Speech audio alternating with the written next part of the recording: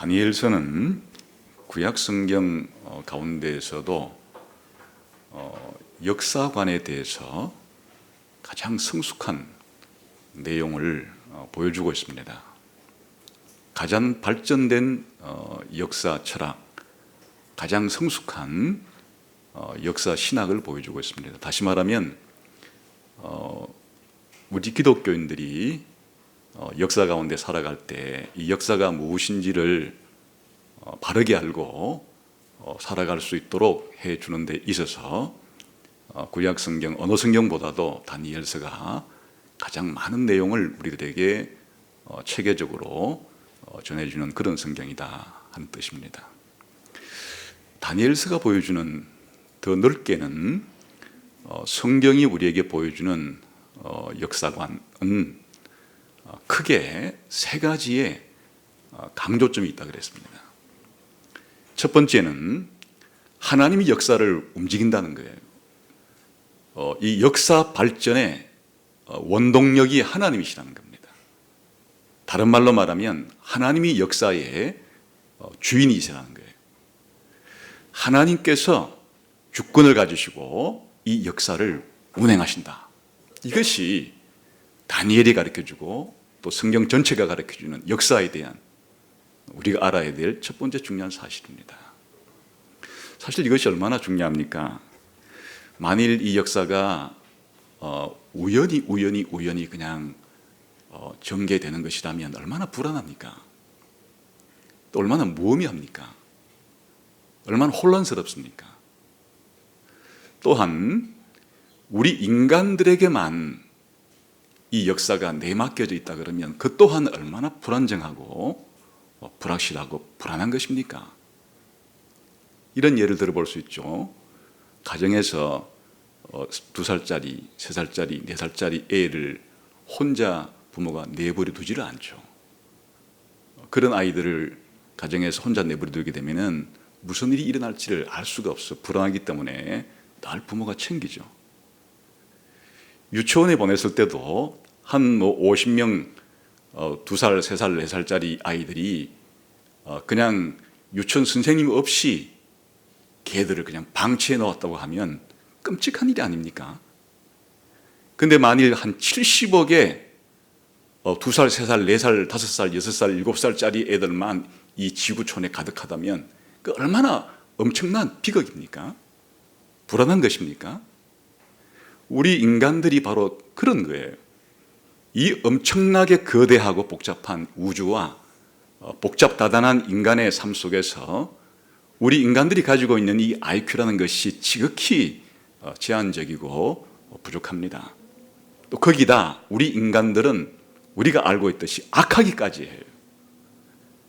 우리 개인적으로도 수시로 우리 속에 있는 악을 볼 때 깜짝깜짝 놀라지 않습니까?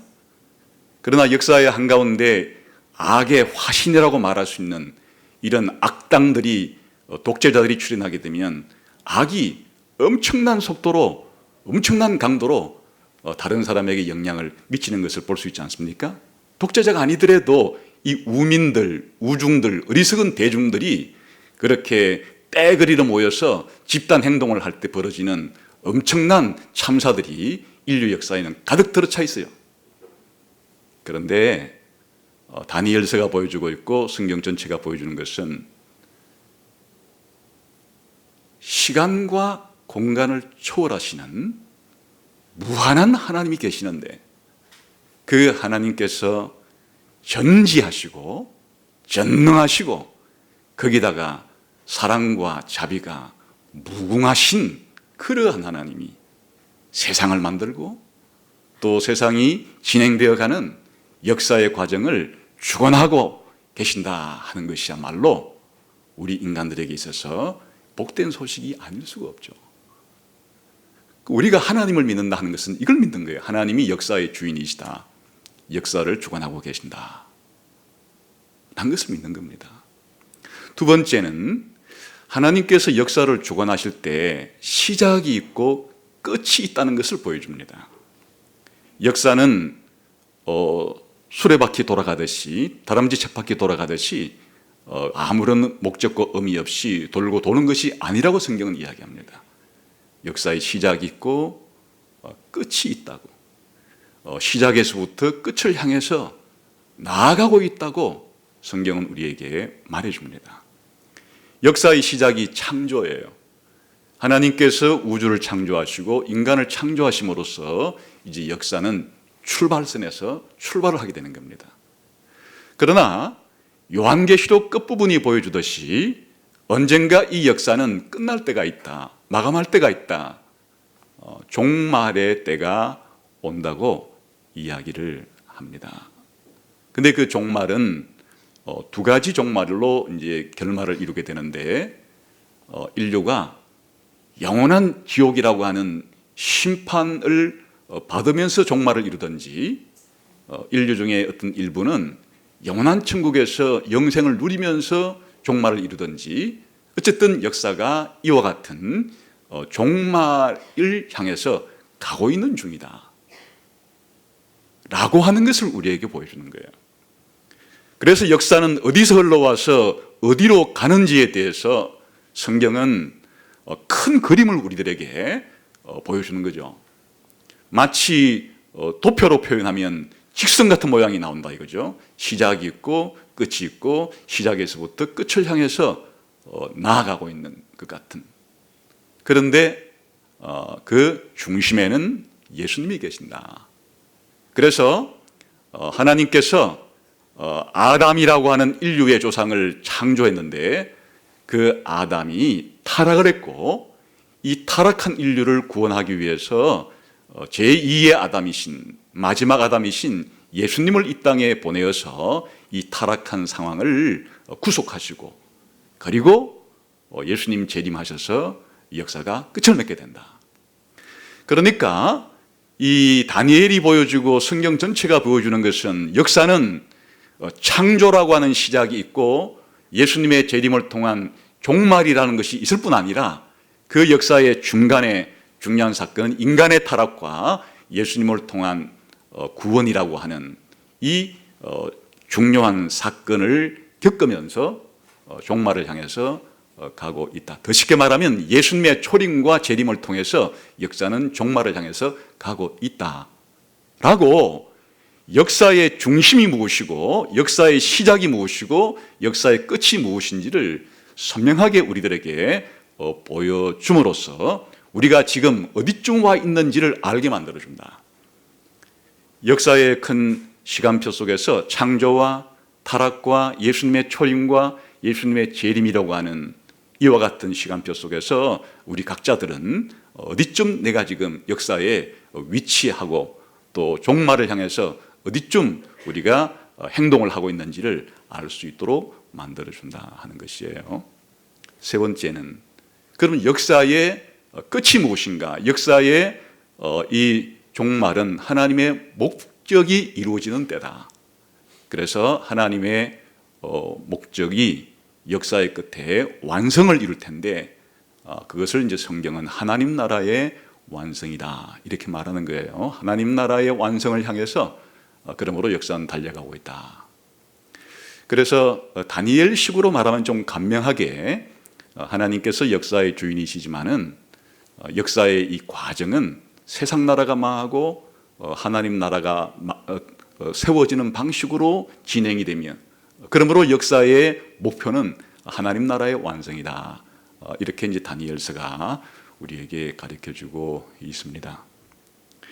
그런데 우리가 지난 시간부터 오늘 다시 살펴보려고 하는 것은, 그러면 이제 하나님께서 이 역사를 창조와 타락과 구속과 완성이라고 하는 과정을 통해서 다스리시고 다른 말로 말하면 통치하시는데, 하나님이 통치할 때 어떤 원리가 있는가 하는 거예요. 통치를 하실 때 하나님께서 어떤 원칙을 가지고 통치하시는가? 성경은 그렇다고 말해요. 하나님께서 통치할 때 분명한 원칙과 분명한 원리를 가지고 하나님은 세상을 통치하신다. 그러면 하나님께서 어떤 원리와 어떤 원칙을 가지고 이 세상의 역사를, 인류의 역사를 통치하시는가라고 말했을 때, 크게 하나님께서 통치하시는 원리와 방식을 두 가지로 구분해 볼 수 있습니다. 하나는 타락한 이제 이후에, 지금 우리는 타락한 이후에 살고 있으니까요.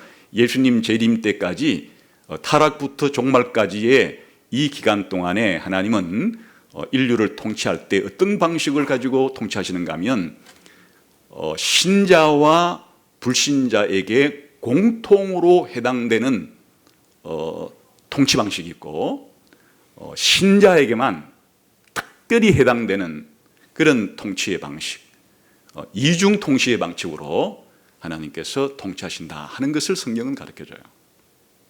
다시 말하면 타락한 이후에 인류는 신자와 불신자로 하나님의 백성과 하나님의 백성이 아닌 사람들로 구분이 되게 돼요.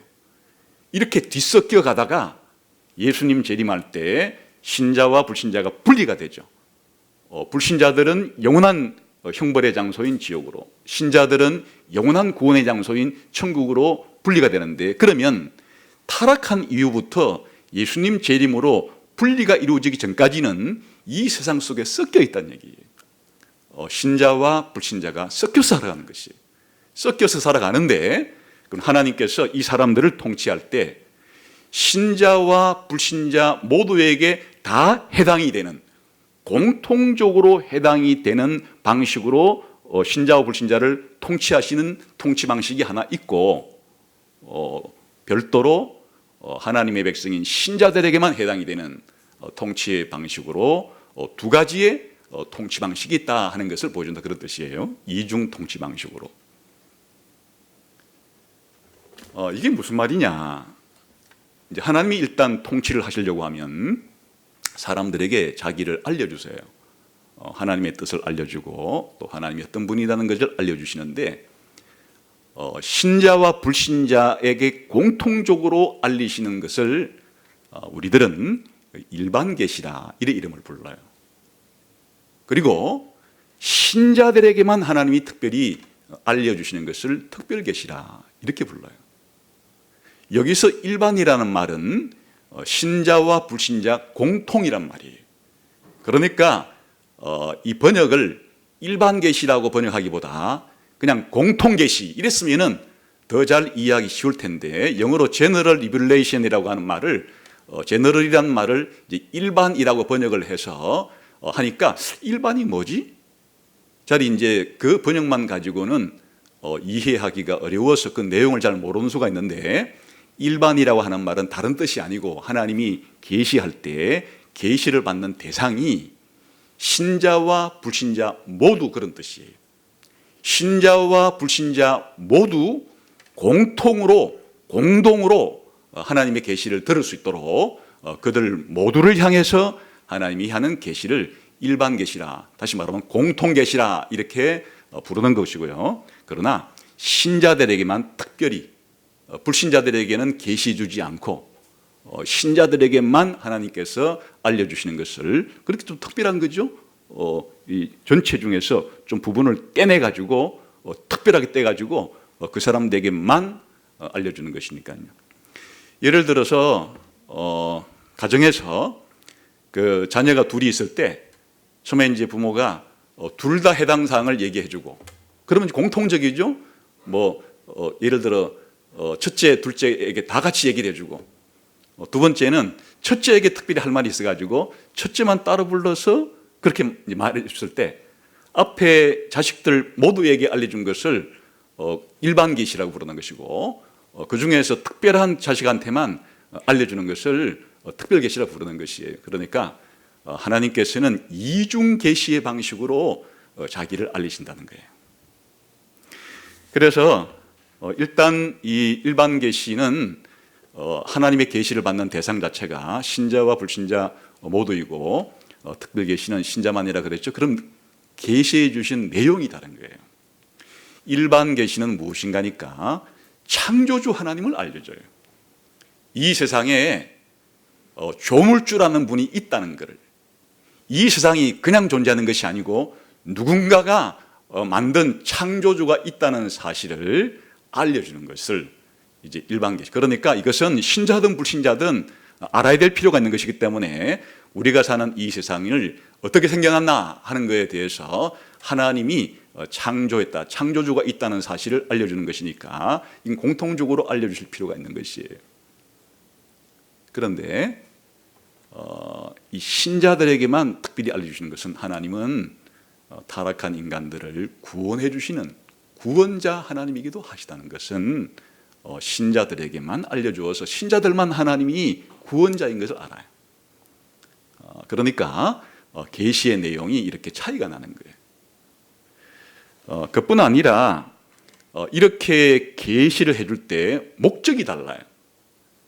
이 신자와 불신자 모두에게 알려주는 일반 계시, 공통 계시는 이제 조금 이따 보겠지만 하나님이 일반 은혜를 통해서 타락한 이 세상의 죄를 최대한 억제하기 위해서 이 일반 계시를 주시는 거예요. 그러나 특별 계시를 줄 때는 특별 은혜를 통해서 죄를 아예 용서해 주시는 그 이상의 영생을 주시는 것을 알려주시기 위해서 하는 계시니까 이제 이 일반 계시의 목적은 타락했지만 이 세상을 유지하는 데 필요한 것을 계시해 주는 거고, 특별 계시라는 것은 타락한 세상 가운데 살아가는 인간들에게 어떻게 구원이 발생하는지를, 어떻게 구원을 얻을 수 있는지를 알려주는 계시를 특별 계시라 이렇게 부르는 거죠. 그래서 계시해 주시는 방법이 달라요. 일반 계시는 그냥 이 자연 자체를, 그리고 역사를 통해서, 그리고 우리 인간의 이성을 통해서 이것들을 알 수 있도록, 그러니까 하나님이 창조주라고 하는 이 일반적인 사항은 우리의 이성을 가지고 자연을 잘 관찰하게 되면, 우리 자신을 잘 관찰하게 되면 알 수 있는 수준 정도로 자연과 역사와 이성을 통해서 하나님은 알려주시는 데 비해서 이 특별 계시는 하나님이 직접 나타나시거나 하나님께서 직접 말씀하시거나 하나님께서 직접 행동을 통해서 알려주시는 거예요. 그래서 하나님께서 직접 여러 가지 모양을 통해서 나타나셔서 알려주시는 것을 우리가 신현이라 그래 부르고, 하나님이 말씀을 통해서 알려주시는 것을 예언이라 그래 부르고, 하나님께서 행동을 통해서 알려주시는 것을 기적이다 이렇게 부르기도 하는 거예요. 그런데 이와 같은 신현과 예언과 기적, 다시 말하면 하나님의 나타나심과 하나님의 말씀과 하나님의 행동이 이제 다 우리들에게 기록으로 전달되어지는 것이 성경이기 때문에 지금은 성경을 하나님의 특별 계시라 이렇게 알려주는 거예요. 이렇게 이 타락한 이후부터 예수님이 올 때까지 섞여 사는, 신자와 불신자가 섞여 사는 세상에서 하나님은 어떻게 세상을 통치해 가시는가, 계시를 줄 때 신자와 불신자에게 공통 계시를 줄 때가 있고 신자에게만 특별 계시를 줄 때가 있고, 이 자체가 바로 하나님의 통치 방식이에요. 계시를 구분하신다. 이중적 계시를 통해서 하나님이 자신을 알리신다. 그런데 이렇게 계시를 해줄 뿐만 아니라 신자와 불신자에게 공통으로 하나님이 주시는 선물이 있어요. 또 신자들에게만 특별히 주는 선물이 있어요. 그러니까 신자와 불신자 공통으로 하나님이 주시는 선물을 일반 은혜라 부르는 거예요. 다시 말하면 공통 은혜라 부르는 겁니다. 신자이든 불신자이든 가리지를 않고 그냥 하나님이 다 주시는 거예요. 가장 대표적인 예가 하나님께서 햇볕을 주시고 비를 주실 때 신자 불신자를 가리지 않죠. 그냥 신자이든 불신자이든 햇볕을 골고루 주시는 것이고, 신자와 불신자이든 비를 골고루 주시는 것이에요. 그러니까 이런 것들은 바로 신자 불신자를 가리는 게 아니에요. 공통으로 주시는 이런 이제 은혜를 가리키는 것이고, 이 특별 은혜라는 것은 신자들에게만 하나님이 특별히 좋은 것을 주시는데 햇볕을 주시고 공기를 주시고 이런 차원 정도가 아니라 아까 말한 죄사함을 주시고 영생을 주시고 구원을 주시는 거예요. 그러니까 이제 이 특별 은혜와 일반 은혜라는 것은, 일반 은혜는 대상 자체는 신자와 불신자 공통이지만 그리고 특별 은혜는 그 신자이긴 하지만 내용상으로는 이 일반 은혜라는 것은 타락한 이 세상에서 세상의 종말이 이루실 때까지 이 세상이 유지되어야 되니까 이 세상이 유지가 되고 이 세상 속에서 그냥 살아가는 데 필요한 그런 하나님의 선물을 공통적으로 신자 불신자에게 주는 것을 일반 은혜라 그러고, 이와 같은 종말이 올 때까지 하나님이 죄를 용서해 주시고 영생을 주시면서 천국 갈 백성으로 만들어 가시는 구원을 주시는 것을 특별 은혜라고 하는 거예요. 그런데 이 일반 은혜와 특별 은혜는 시간상의 차이가 있어요. 일반 은혜는 그럼 언제까지가 되는가 하면 아까 봤지, 종말까지, 예수님 재림할 때까지 섞여 사는 이 기간 동안에 일반 은혜를 주기 때문에 일반 은혜는 한시적이에요.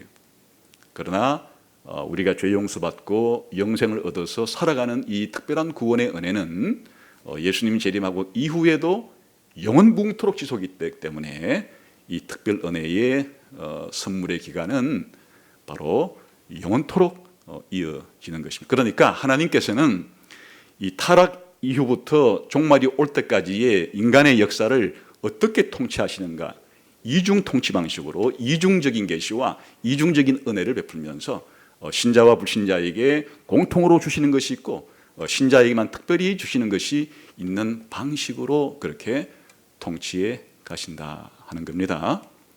그런데 이제 이것을 일반 은혜와 특별 은혜를 하나님께서 어떻게 그렇게 한다고 말씀하셨는가를 성경에서 찾아보면 하나님이 일반 은혜를 주겠다고 하는 언약이 있는데 그것이 노아 언약이에요.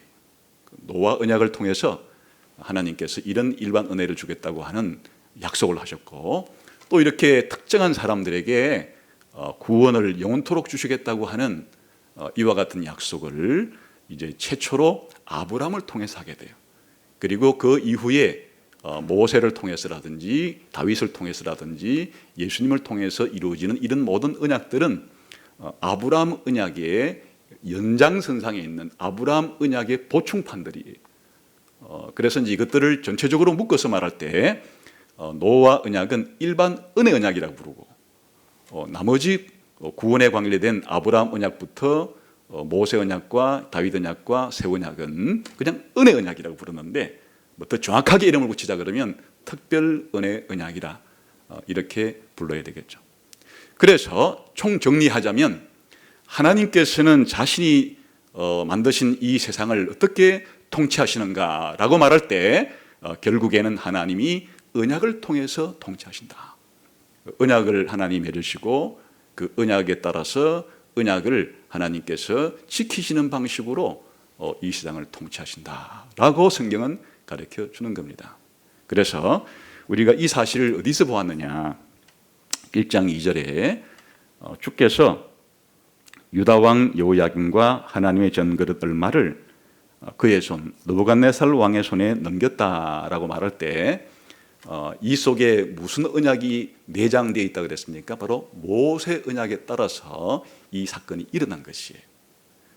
단지 그냥 이 1장 2절에서는 그것 정도를 말하고 있지만 우리가 적용 차원에서는 이 주전 605년경에 제1차 바벨론 사건에만 하나님이 언약을 통해 통치하시는 것이 아니고 성경이 가르쳐주는 바는 창세기에서 요한계시록에 이르기까지 창조, 타락, 구속, 완성에 이르는 모든 역사의 과정에서 일어나는 모든 사건들을 사실 하나님께서는 언약을 통해서 통치하시고 다스리신다.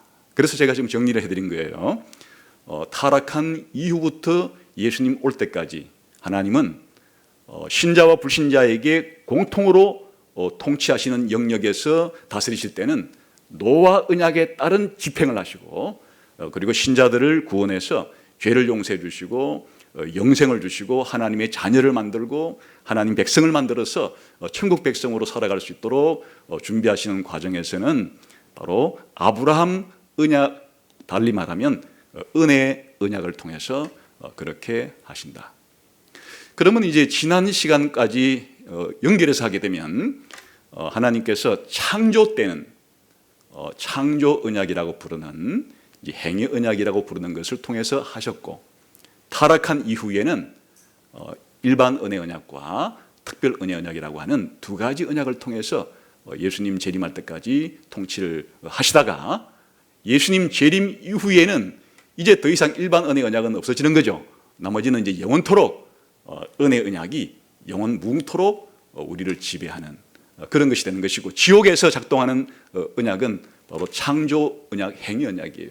그러니까 이제 영원한 세상에 작동하는 언약은, 지옥에서 작동하는 언약은 창조 언약이라 불리는 행위 언약이고, 천국에서 영원히 작동하는 언약은 바로 은혜 언약이지만, 타락부터 종말까지는 이 섞여 있기 때문에, 이 섞여 있는 세상 속에서는 하나님이 노아 언약도 지금 동시에 집행하는 동시에 또 은혜 언약도 집행하고 계신다. 그렇기 때문에 우리 신자들은 이제 결론적으로 말하게 되면 두 가지 언약의 지배를 받으면서 하나님의 통치에 순종하며 살아가고 있다. 하나는 지금 이 순간에도 하나님께서 일반 은혜를 주시는 노아 언약을 통한 통치에 우리가 참여하고 있는 것이고, 또 달리는 구원을 주시는 아브라함 언약, 달리 말하면 은혜 언약의 지배를 받으면서 살아가고 있다 하는 것을 성경 전체가 보여준다 하는 것으로 적용이 가능하다, 그런 뜻이었습니다. 그래서 이제 지난 시간에는 이 창조 언약, 이 행위 언약의 핵심 내용이 무엇인지를 말했죠. 다시 말하면 아담을 인류의 대표로 해서 내용이 하나님께 순종하면 영생을, 하나님께 불순종하면 영벌, 죽음을, 그것은 영원히 작동하기 때문에 바로 지옥에서도 작동하는 것이다, 그렇게 설명을 드렸죠. 이제 오늘은 이 타락 이후부터 예수님 올 때까지의 이 두 가지의 이 은혜, 또 달리 말하면 두 가지의 언약을 통한 통치 방식이 성경에 구체적으로 어디에 나와 있는가 하는 것들을 살펴보면서 적용을 하겠습니다. 자, 우선 중요한 것은 창세기 3장 14절부터 19절까지예요. 여기에 이 두 가지 원리가 최초로 게시되어 있습니다.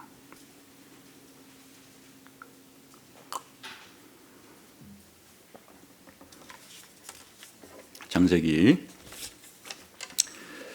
3장 14절에서 19절까지는 지금 말한 하나님이 타락한 이후에 예수님이 재림해서 세상의 종말이 올 때까지 이 세상을 어떤 식으로 통치하겠다 하는 통치의 원칙을 가장 최초로 천명하신 곳이 바로 이 부분이에요. 그건 대단히 중요한 구절이죠. 한번 봅시다. 14절 15절을 봅시다. 시작. 여호와 하나님이 뱀에게 이르시되 내가 이렇게 하였으니 내가 모든 가축과 들의 모든 짐승보다 더욱 저주를 받아 배로 다니고 살아있는 동안 흙을 물걸지니라. 내가 너로 여자와 원수가 되게 하고 내 후손도 여자의 후손과 원수가 되게 하리니 여자의 후손은 내 머리를 상하게 할 것이요 너는 그의 발꿈치를 상하게 할 것이니라 하시고, 이것은 이제 뱀이, 사탄의 하수인인 뱀이 아담과 하와를 타락시킨 이후에 하나님께서 이제 범죄한 이 세 집단,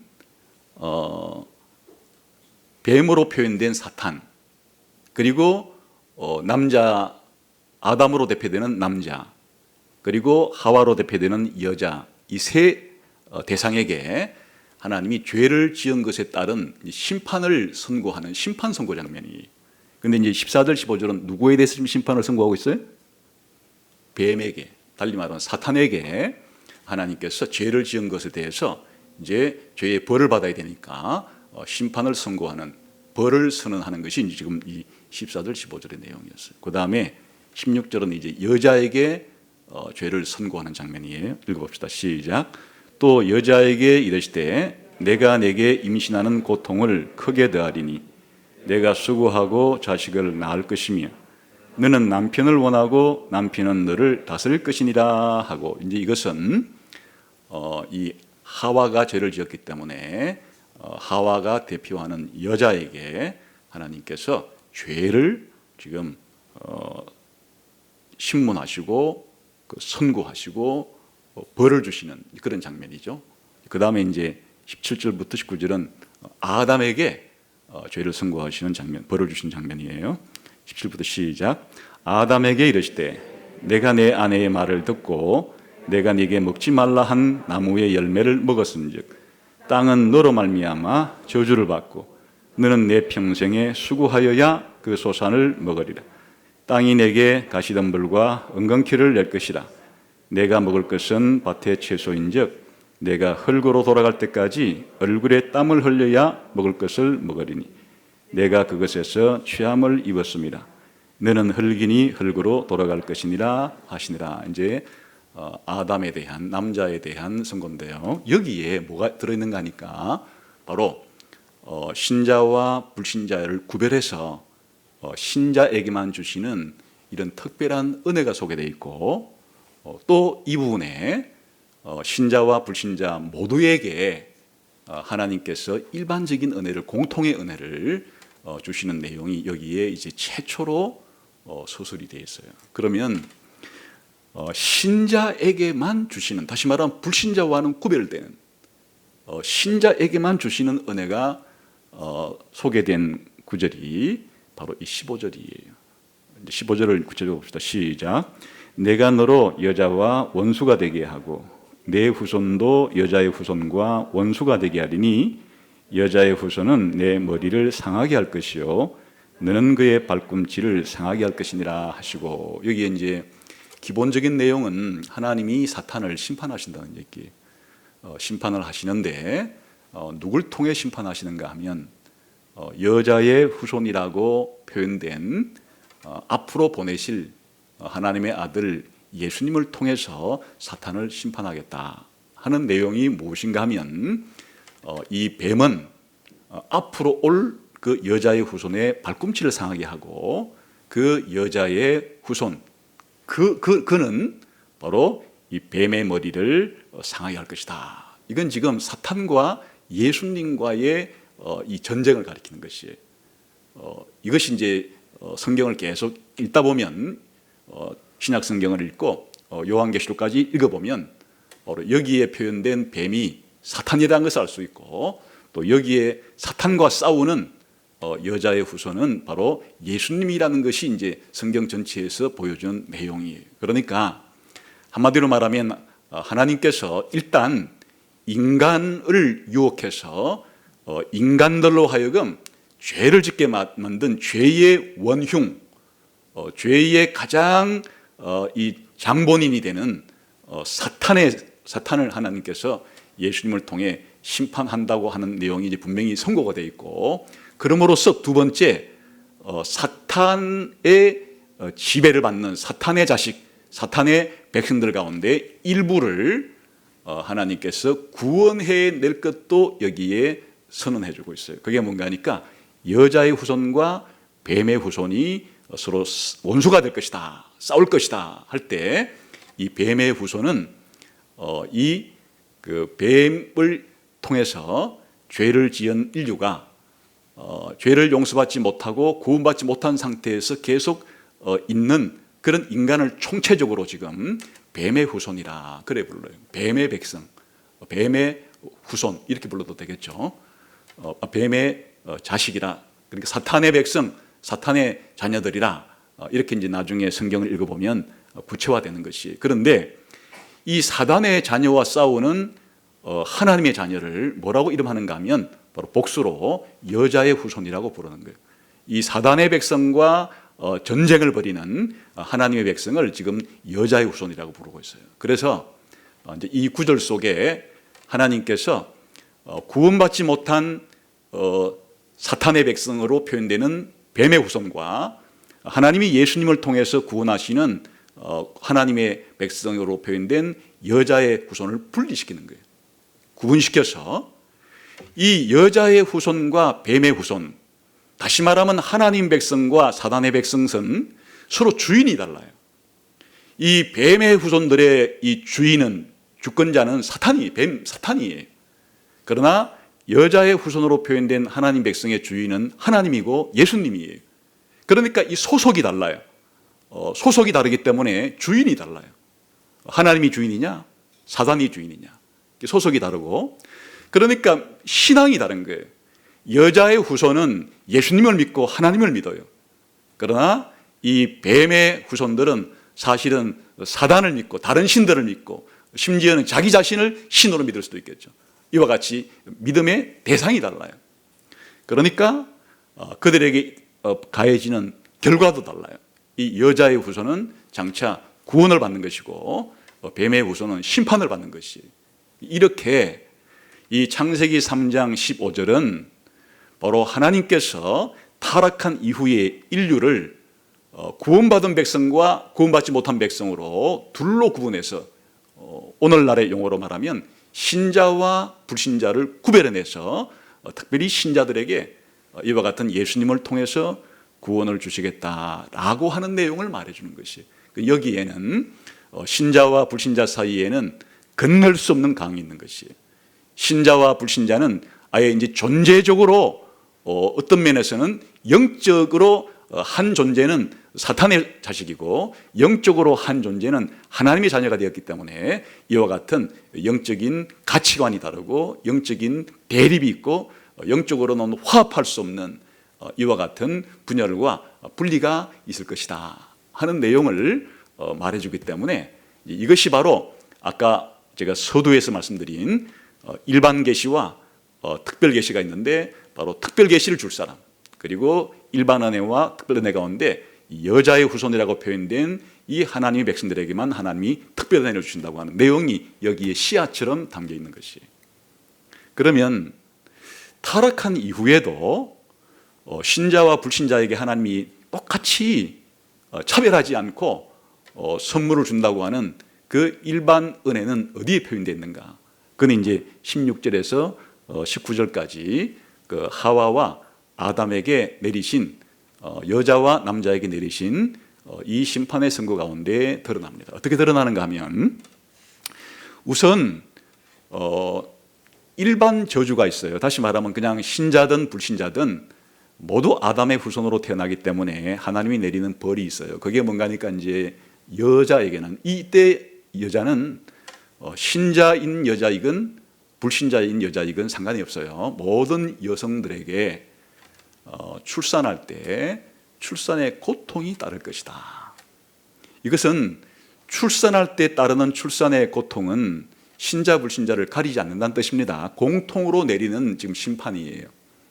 그리고 또 신자인 남자든 불신자인 남자든 간에 모든 남성들이 기본적으로 노동을 해서 생계를 이렇게 먹고 살아갈 수 있는 노동을 할 때 힘이 들 거라는 것. 그러니까 먹고 사는 것이 그리 호락호락하지 않고 굉장히 고될 거라는 것. 그러니까 고된 노동을 통해서 인간이 먹고 마시는 이 삶을 영위할 거라고 하는 것은 신자이든 불신자이든 차이가 없어요. 우리가 이 세상에서 살아가는데 살아가는 삶 자체가 어떤 면에서는 고달픈 것이에요. 먹고 살아간다는 삶 자체가 고달픈 것이에요. 그것을 선고하고 그리고 이제 마지막으로는 흙으로 돌아가라 하는 것은 육체적인 죽음을 가리키는 거예요. 육체적인 죽음은 신자이든 불신자이든 공통이에요. 그러니까 우선 이제 일반 은혜를 말하기 이전에 일반 저주가 있는 것이에요. 일반 저주는 일반 심판인데 이것은 아담이 타락한 이래로 아무리 예수님을 믿어도 이 일반적인 심판과 저주는 피할 길이 없는 것이에요.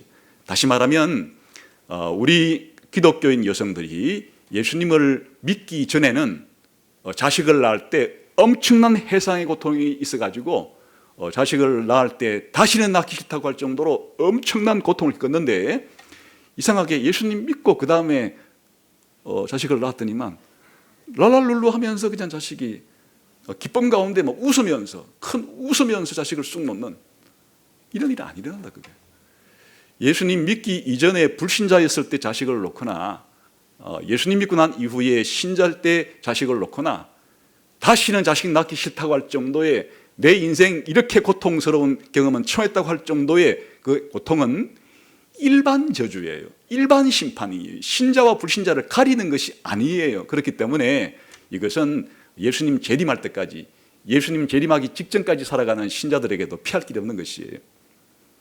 남성들도 마찬가지예요. 예수님 믿기 이전에는 직장 잡기가 힘들고 또 직장 가서 월급 타서 또 사업을 하는 사람들은 사업해서 먹고 살기가 막 무지무지 힘들어서 날마다 한숨이요. 또 그 다음 날도 또 한숨이요. 막 이럴 정도로 노동하는 것 자체가 사실은 그렇게 즐거운 일이 아니고 고된 일이었는데 갑자기 예수님 믿고 나니까 뭐 돈도 잘 벌리고 막 그냥 취업도 잘 되고 그냥 직장에 들어가기만 하면 막 승진도 잘 되고 사업을 했다 치면 그냥 갑자기 막 재벌되고 이런 일은 안 일어난다 그게. 월요일 날 직장인의 경우에 직장 가기 싫은 것은 예수 믿는 신자들도 일어나면 싫은 거지. 예수 믿는 신자들은 직장 월요일만 되면은 막 오늘 이제 막 기쁨이 충만한 가운데 직장으로 출퇴가자 이런 일은 안 일어난다 그거예요. 이 노동 자체가 주는 이 고통은 똑같은 것이에요. 예를 들어서 막노동을 하는데 예수 믿기 전에는 그냥 뭐 한 20, 30kg 드는 것이 힘들었는데 예수 믿고 나니까 뭐 300kg 정도는 끄떡끄떡 이런 거 안 일어난다 그게. 똑같이 힘든 것이에요. 이것은 하나님께서 타락한 인류에게 내리신 일반적인 공통적인 징벌이고 심판이기 때문에 저주이기 때문에 다 같이 일어나는 것이, 그리고 육체의 죽음도 다 같이 일어나는 것이. 그러니까 예수 안 믿는 사람들만 육체적으로 죽고 예수님 믿고 나는 사람들은 예수님 올 때까지 전부 다 육체적인 죽음은 경험하지 않고 계속적으로 예수님 올 때까지 천년 만년 사는 것이 아니라 신자이든 불신자이든 흙으로 돌아가는 육체의 죽음은 똑같은 아담의 죄로 인한 저주요 형벌이기 때문에 똑같이 맞는 것이. 그런데 놀라운 것은 여기에 이제 동전을 뒤집어 놓고 보면 하나님의 일반 은혜가 여기 표현되어 있어요. 그것이 무엇인가 하니까 예수님 재림할 때까지 비록 자식을 낳을 때 고통은 있지만 계속적인 자녀 출생이라고 하는 이 복을 여성에게 허락해서 인류가 끊어지지 않고 계속해서 자식들이 출생하고 또 고통스럽긴 하지만 양육을 받을 수 있는 이런 일들은 계속 진행될 거라는 거예요. 다시 말하면 하나님께서 인류에게 죄를 지었으니까 너희 아담과 하와 너희끼리 살고 그 다음 때부터는 자식도 없다, 곧바로 그냥 죽어버려라, 이게 아니라 그거예요. 예수님 재림할 때까지는 신자에게도 불신자에게도 결혼을 해서 일남 일부가 남성과 여성가 일부 일처제로 결혼한 다음에 자식을 낳고 양육을 하고 이런 과정을 통해서 2대, 3대, 4대 계속해서 예수님 재림할 때까지 자녀가 출생하고 또 출생한 자녀를 부모가 양육하는 이런 과정은 계속 지속이 될 거다 하는 약속이 포함되어 있는 거예요. 그뿐 아니라 노동도 마찬가지예요. 우리가 먹고 사는 것이 그냥 감나무 밑에 떨어져가지고 밑에 누워가지고 배고플 때만 감나무 밑에 가서 가만히 있으면 감이 떨어지고 또 가만히 다른 과일나무 옆에서 있으면 축축축 들어와가지고 우리 입속으로 들어와서 배가 해결되고 또 가만히 있으면 그냥 돼지가 척척척척 요리가 돼가지고 삼겹살로 들어오고 이런 게 아니라 그게 둘 다 신자건 불신자건 먹고 살기 위해서는 땀을 흘려야 되고 수고를 해야 되는 것이지만은 그런데 놀랍게도 예수님 재림할 때까지 이 세상이 노동을 통해서 먹거리들을 찾아내어 가지고 먹으면서 살아갈 수 있도록, 그게 70억이 되든 80억이 되든 100억이 되든 사실 예수님 재림할 때까지는 이런 인간의 노동을 통해서 먹거리를 생산해서 먹거리를 통해서 인류가 생존할 수 있도록 하나님이 보장해 준다는 뜻이에요. 그리고 육체의 죽음은 있지만은 육체의 죽음이 올 때까지는 육체의 지속적인 생존을 보장해 주시는 것이. 그러니까 예수 안 믿는다고 해서 그냥 모든 그 생명은, 예수 안 믿는 사람들은 딱 만 10살로 다 죽었는데 갑자기 예수 믿기만 하면 최소한 100살까지는 다 연장해서 이런 거 없다 그거예요.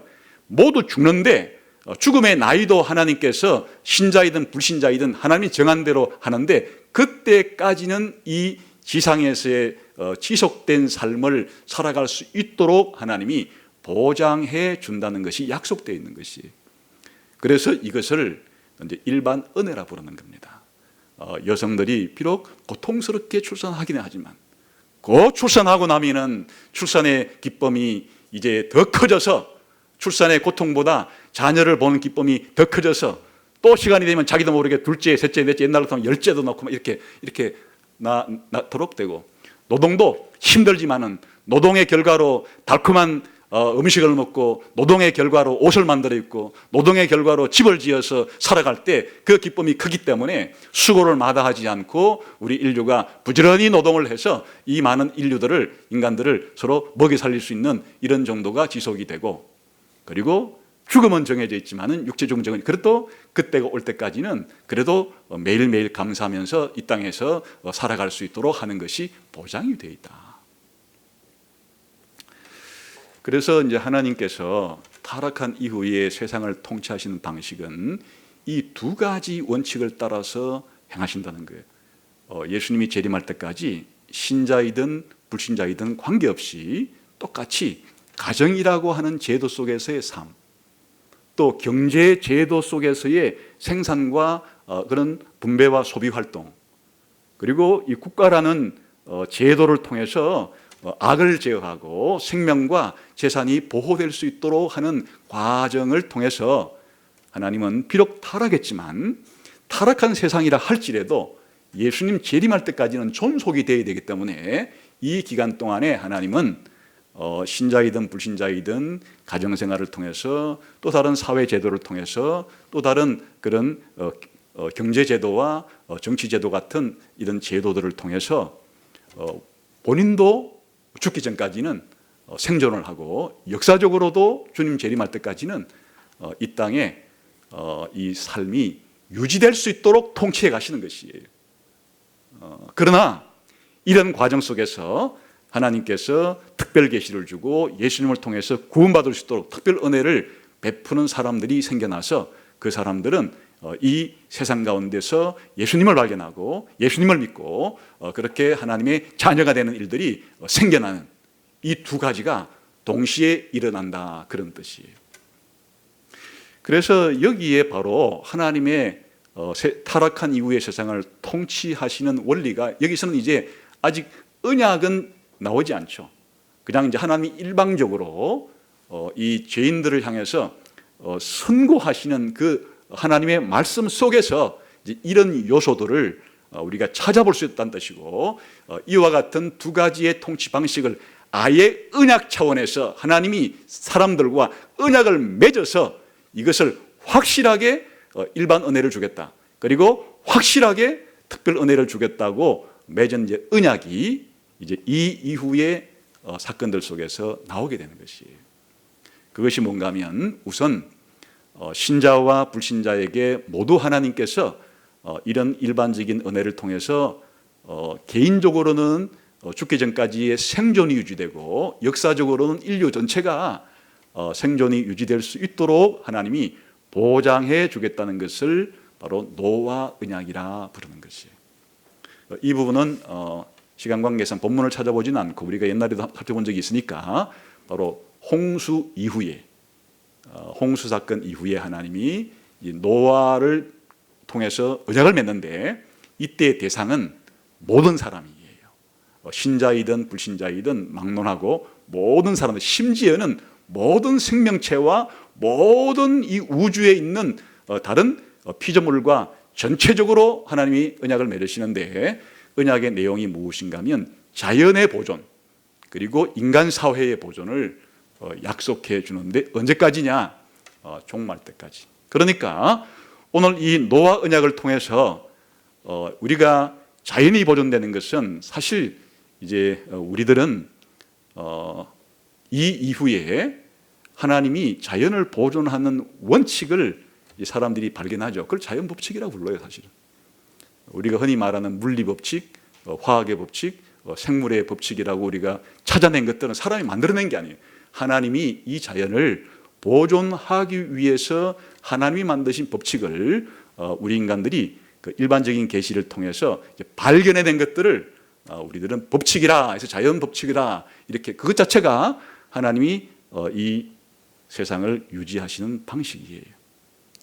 오늘날의 용어로 바꾸면 하나님은 우리 인간들이 법칙이라고 부르는 그런 물리와 화학과 생물의 이 법칙을 통해서 세상을 예수님 올 때까지 유지하신다, 그런 뜻이고, 또는 가정제도, 경제기업제도, 또 국가제도 같은 이런 인간의 사회제도를 통해서 인간 사회에 자녀가 출산하고 교육받고 먹고 살고 또 범죄자들을 처단해서 악을 제어하는 이런 일들을 계속해서 주시려고 하는데 사실 이건 좀 어려워요.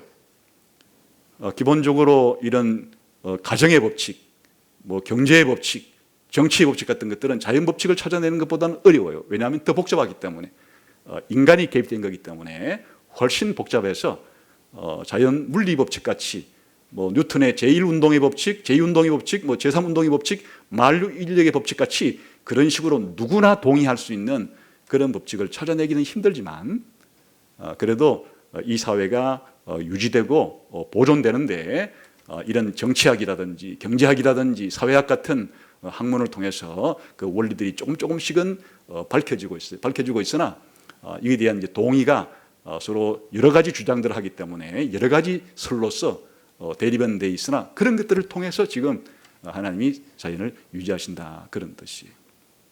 그런데 이것은 이제 언제까지 시행되는가 하면 예수님 오실 때까지 노아 언약이라는 것은 창세기 8장 20절부터 9장 17절에 있는 그때 사건으로 딱 끝나버린 게 아니고 그때 발효된 그 노아 언약법이 예수님 재림할 때까지 계속적으로 하나님이 이 세상을 통치하실 때 통치를 하신다 그런 의미예요.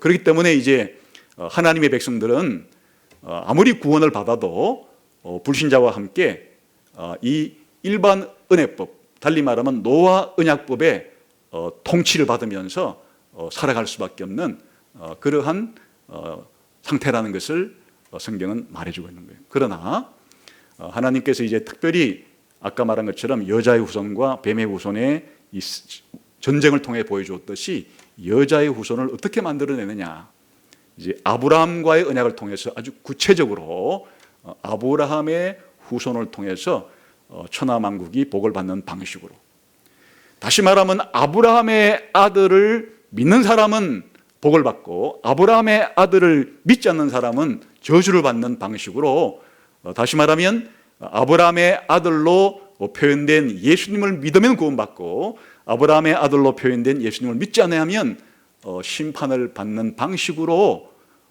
자신의 구원받는 백성들을 만들어 가겠다고 하는 약속을 최초로 언약을 맺으면서 보여준 것이 바로 아브라함 언약이에요.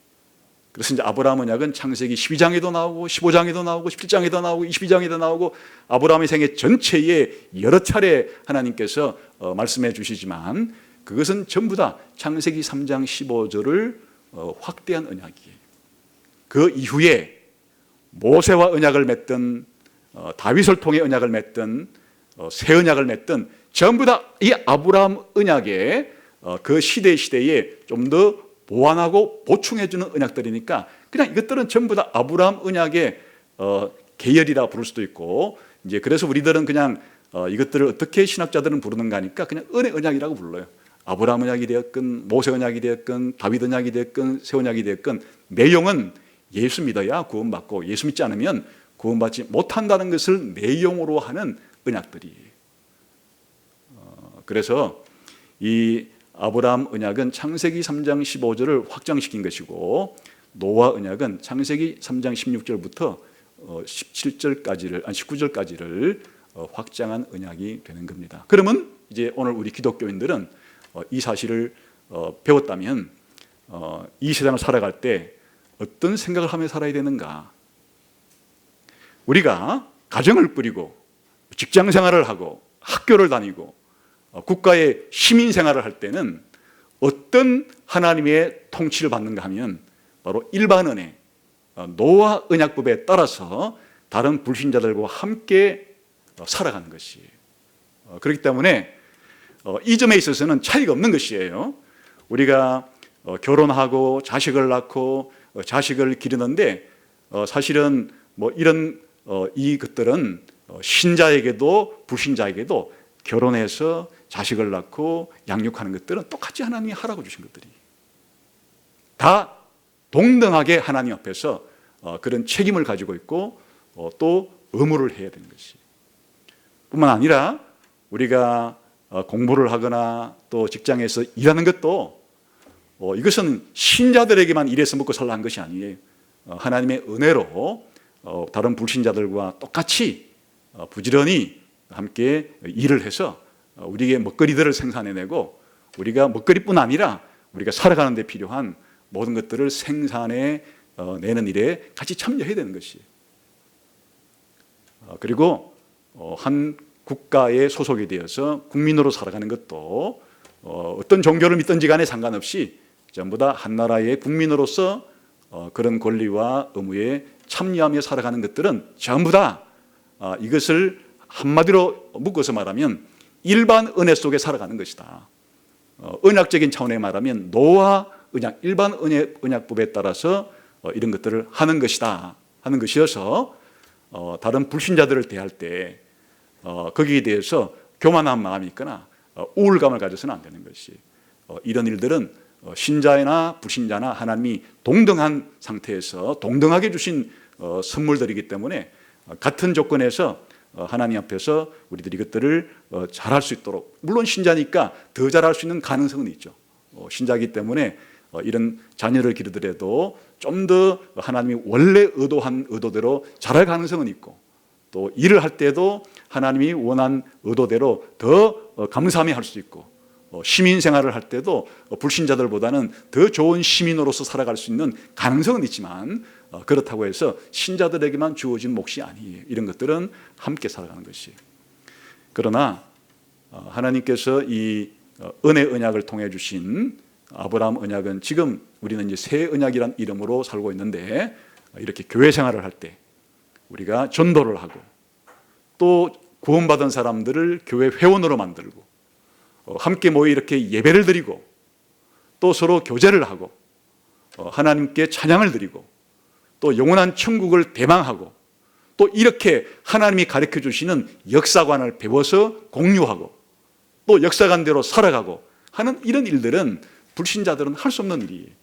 우리 신자들에게만 주어진 하나님의 특별한 은혜이기 때문에 우리가 교회 생활을 할 때는 바로 무엇의 지배를 받는 것인가 하면 이 특별한 은혜, 달리 말하면 은혜 언약에 따라서 우리가 지금 살아가고 있는 것이에요. 그러니까 우리 신자들은 이렇게 하나님의 통치가 이중적인 방식으로 주님 오실 때까지 진행된다는 것을 알고서 한 그리스도인 개인으로서는 거의 사실은 월요일부터 토요일까지는 이 노아 언약, 일반 은혜 속에서 다른 사람과 더불어 살아가는 것이 주된 것이라면, 주로 주일날은 우리 신자들은 하나님의 특별 은혜를 받은 사람끼리 모여서 예배하고 교제함으로써 우리가 얼마나 엄청난 하나님의 특별한 복을 받은 사람인지에 대해서 확인하면서 우리들은 더욱더 이 세상 나라보다도 영원한 하나님 나라 백성으로서의 이 정체성을 가지고 더 격려하고 이렇게 살아가는 삶의 방식이 요구되는 것이다.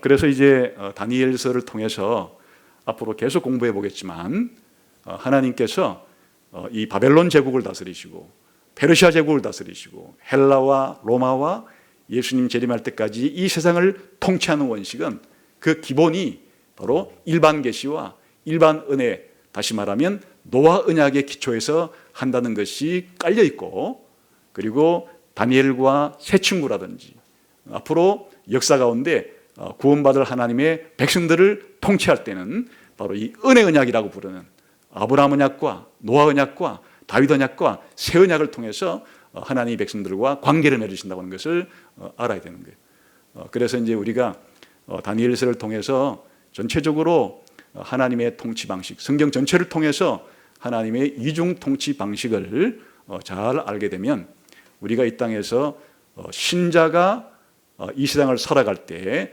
어떻게 가정생활을 하고, 어떻게 국가의 시민 생활을 하고, 어떻게 학교와 직장 생활을 해야 되는지에 대한 원리도 알게 되고, 그리고 우리가 교회 생활을 어떤 원리에 따라서 해야 되는지도 알게 되는 것은 하나님이 바로 세상을 통치하고 교회를 통치하시는 하나님의 원칙이 있기 때문에, 그 원칙을 잘 발견하게 될 때 우리는 하나님의 뜻에 맞추어서 살아가는 사람이 되는 것이고, 이런 하나님의 통치 방식을 모르게 될 때는 자꾸만 하나님께 대한 반역을 행할 수밖에 없고 하나님에 대해서 잘못된 죄를 지을 수밖에 없고 하나님의 뜻과는 다른 방식으로 살아갈 수밖에 없겠죠. 그래서 우리가 오늘 하나님이 통치하시는 원칙이 있다, 방식이 있다. 그것은 바로 하나님께서 정하신 그 언약에 따라 하나님은 그렇게 이 세상을 통치하고 계시는데 기본적으로는 이중 통치 방식으로, 이중 은혜 방식으로, 이중 언약 방식으로 그렇게 하고 계신다. 그러면 이것이 주는 마지막 적용은 뭐예요?